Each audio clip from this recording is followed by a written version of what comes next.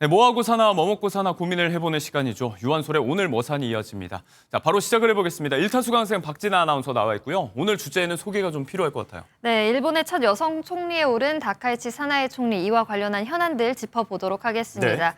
이원덕 국민대학교 일본학과 교수님과 함께하도록 하겠습니다. 어서 오세요. 네, 감사합니다. 네, 이원덕 일본학과 교수님과 신임 총리에 대한 이야기 해보겠습니다.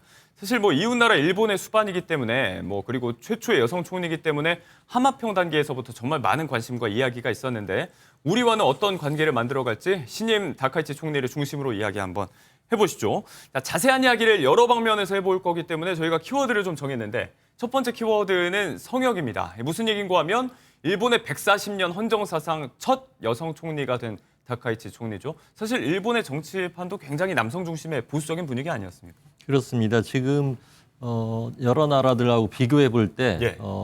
일본 그 국회의원들의 여성 비율을 보면은 중의원이 한 15%, 참의원이 한 30%입니다. 네. 그런데 이게 세계 그 190개 나라 중에서 141위 정도를 차지한다고 하니까 예. 네. 상당히 남성 중심적인 가부장적인 여전히의 모습이 일본 정치권에도 보인다고 볼 수 있습니다. 네.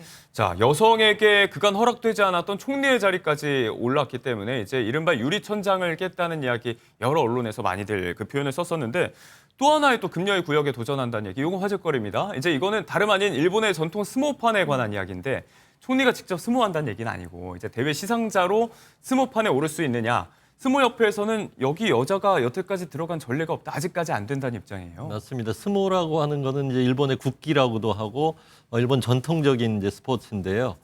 가장 어떤 의미에서 좀 가부장적인 모습이 네. 가장 강하게 나타나는 현장이라고 볼 수 있는데 네. 그 씨름을 하는 그 장을 도요라고 하는데 네. 도요. 과거에 보면은 물론 선수들은 남자니까 그렇고 네. 이제 시상식이나 어떤 행사를 할 때 정치인들이 들어가서 발언을 하거나 또는 시상식을 할 경우가 있었는데 이 경우에 여성 정치인이 들어가는 것을 상당히 금기시해서 일본 스모협회 회장은 절대 장내에서는 토요에 여성이 들어와서 안 된다라고 하는 원칙을 하고 있고요. 계속 안 됐던 거죠. 지금 또 저희가 하나 보여드리는 에피소드는 것처럼. 그 시상식을 하던 정치인이 갑자기 쓰러져가지고 여성 간호사들이 이제 뛰어드는 일이 있었는데 오. 그때도 장례 방송을 통해서 스모협회 회장이 여성은 토요에서 들어갈 수 없다. 나가달라라고 지금 하는 보이는 오. 장면인데 그러니까 네네. 이게 지금 생사가 걸린 문제인데도 그건 절대 안 된다라는 입장이었던 거예요.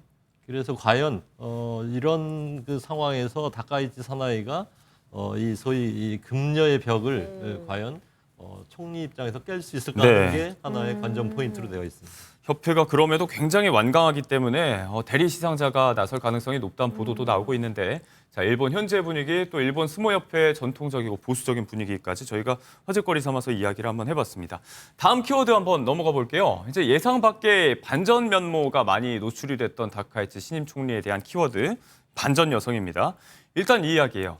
일본은 사회 강령역에서 이제 가업들을 대물림하는 경우가 많잖아요. 정치판도 그렇게 알려져 있는데 다카이치 총리 같은 경우는 이례적으로 이제 이른바 흑수저 출신이라는 게 많이 조명이 됐어요. 그렇습니다. 아마 우리 국내에 알려진 일본 정치인은 아베 총리도 그렇고요. 네. 최근까지 총리를 지냈던 이시바 총리 그렇고 예. 기시다 총리 그렇고 다 세습 의원들입니다. 아버지나 할아버지가 국회의원을 지냈던 네. 사람들이죠. 이렇게 해서 정치계도 되물림하는 현상이 아주 일반화되어 있는데 이 다카이치 총리는 말하자면 우리식으로 얘기하면 흑수저 출신입니다. 네. 아버지가 샐러리맨이고 어머니가 공무원이었다고 하죠. 그러니까 이제 그래서 호적에 정치가 없었던 거죠. 아주 없었던 건 아니지만 아마 총리 출신으로서는 대단히 네. 이례적인 그런 출신을 보이고 있는 그런 여성 정치인이다 그렇게 볼 수가 있을 것 같습니다. 네. 네. 오히려 이런 배경이 이제 본인의 입지전적인 면모, 좀 절실함을 다졌다 이런 분석도 나오고 있습니다. 네, 이 다카이치 총리가 대중에 선 모습을 보면 좀 대중적인 게 푸른색 정장에 진주 목걸이를 하고 있습니다. 마치 영국의 최초 여성 총리 마거릿 대처를 떠올리게 하는데요. 스타일링이라든지 또는 앞으로 이제 펼칠 그런 모습에 대해서도 되게 따라하는 게 아닌가, 롤모델로 삼고 있는 게 아닌가 싶기도 한데요. 예, 맞습니다. 다카이치 총리가 이전 정치 시절부터 그 가장 롤 모델로 생각했던 게 마가렛 대처입니다. 예. 마가렛 대처하면은 말하자면 철의 리더십을 가지고 있는 여성 지도자 네네네. 아닙니까? 아마 그 모든 정책이나 어떤 정치 행태에 있어서 가장 본인이 따라가고 싶어하는 사람이 마가렛 대처로 돼 있기 때문에 네. 아마 그 다카이치 행보를 보면은 상당히 그와 유사함을 우리가 볼 수 있을 거라고 생각합니다. 네. 참 이제 또 이런 대처가 롤모델인 부분, 또 다소 강경하다고 알려진 이런 이미지 이면에 또 반전의 모습들이 있었는데 지난 미일 정상회담 당시에 트럼프 대통령과 연출했던 장면들, 뭐 팔짱을 끼고 동행한다든지 핵항모에서 소개받을 때 이제 폴짝폴짝 뛰는 그런 모습들도 이제 언론에서 많이 주목을 했는데 네. 이 반전에 약간 밝고 경쾌한 모습, 좀 여성적인 이미지 이런 것도 부각이 됐던 것 같아요. 당시의 모습 어떻게 보셨어요? 예, 저도 좀 놀랐는데요. 네. 상당히 발랄하고 경쾌한 모습, 그리고 어떻게든 친밀감을 표현해서 대미 관계를 잘 풀어가겠다고 하는 그런 마음이 여러 그 언행에서 나왔던 걸로 예. 보입니다.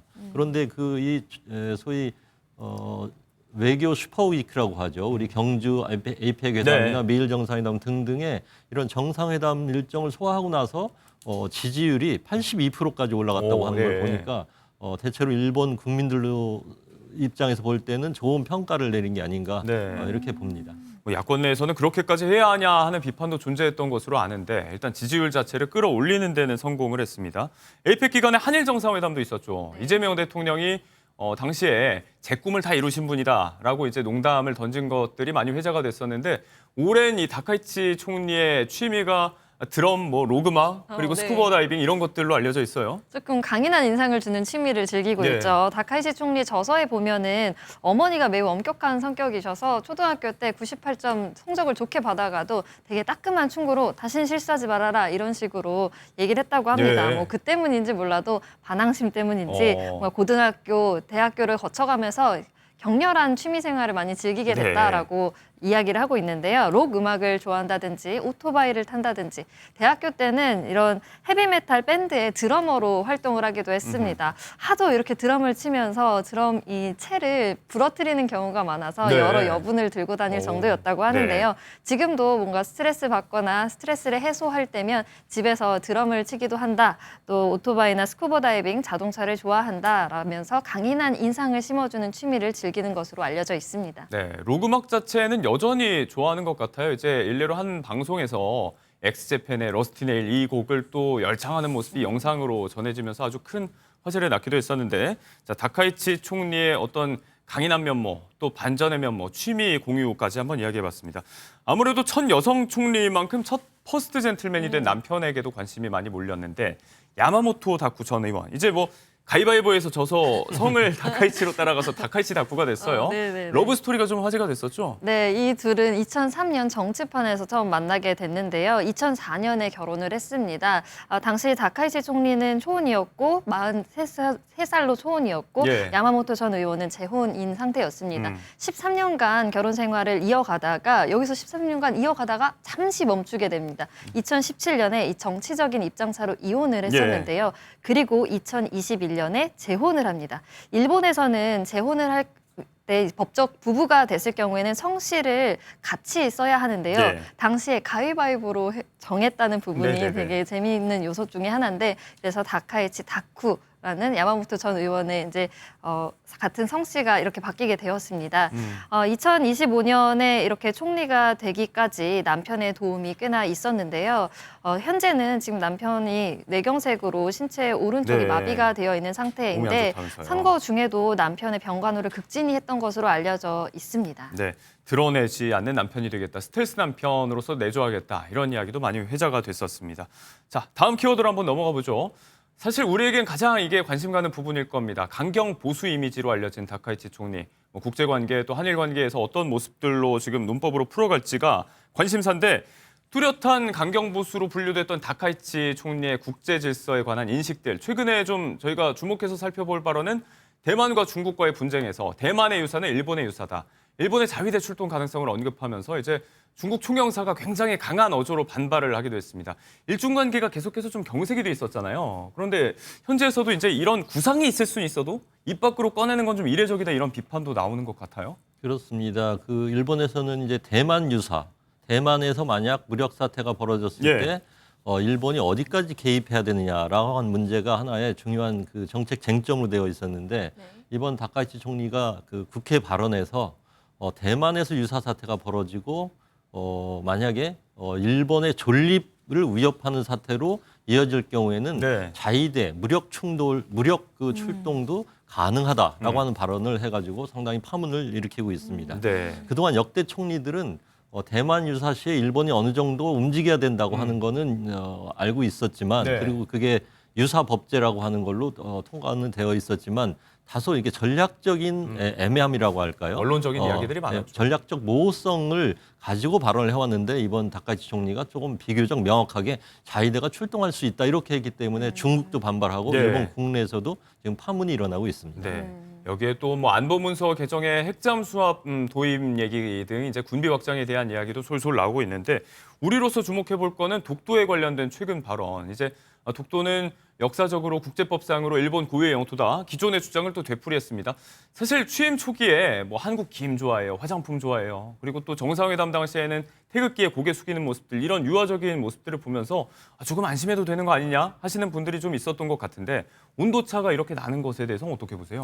아마 양면성이 있을 것 같은데요. 네. 다카이치 총리는 기본적으로 보수 강경입니다. 강경 보수 입장을 취하고 있기 때문에 우선 그 역사 문제에 대해서는 상당히 수정주의, 역사 수정주의 입장을 강하게 가지고 있고요. 네. 안보 문제에 있어서는 일본을 강한 국가로 끌어가겠다라고 하는 두 가지 생각을 강하게 가지고 있습니다. 그러나 한일 관계 현실 보면은 지금 네. 일본과 한국이 맞서고 다퉈야 될 때가 아닙니다. 네. 한국과 일본은 어떤 의미에서 지금 지정학적인 위기 상황이라든지 경제적인 상황 또는 대미 관계 이런 걸 고려한다고 하면은 네. 한국과 일본은 전략적으로 이익과 이해 관계를 함께 하고 있습니다. 그래서 당분간 아마 한국을 자극하는 형태의 어떤 언행은 당분간은 자제할 거다. 네. 이렇게 보고 있고 그럼에도 불구하고 그의 마음속에 가지고 있는 어떤 정책적인 견해는 네. 변함이 없을 겁니다. 그래서 이것들이 어떻게 표출되느냐 하는 것이 우리에게 굉장히 관심의 중심이 되고 있지요. 네. 마음속으로부터 갖고 있는 어떤 정책적인 이념, 대표적으로 아베 신조 전 총리의 계승자로 알려져 있죠. 다음 키워드가 바로 여기에 관련된 이야기입니다.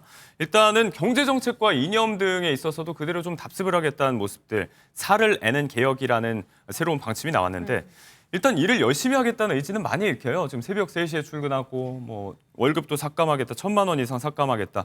이게 본인이 롤모델로 삼는 대처의 모습과도 굉장히 좀 비슷하다는 생각이 네, 들고요. 그런 모습도 있고 워낙 그 타고난 성실성, 네. 진지함 그리고 열정 이런 게 있는 사람이기 때문에 총재 선출 과정에서도 예. 발언한 걸 보면은 나는 열심히 일하겠다, 강하게 그런 모습을 어필을 했거든요. 네. 역시 총리 취임 후에도 그런 모습이 나타나는 것 같습니다.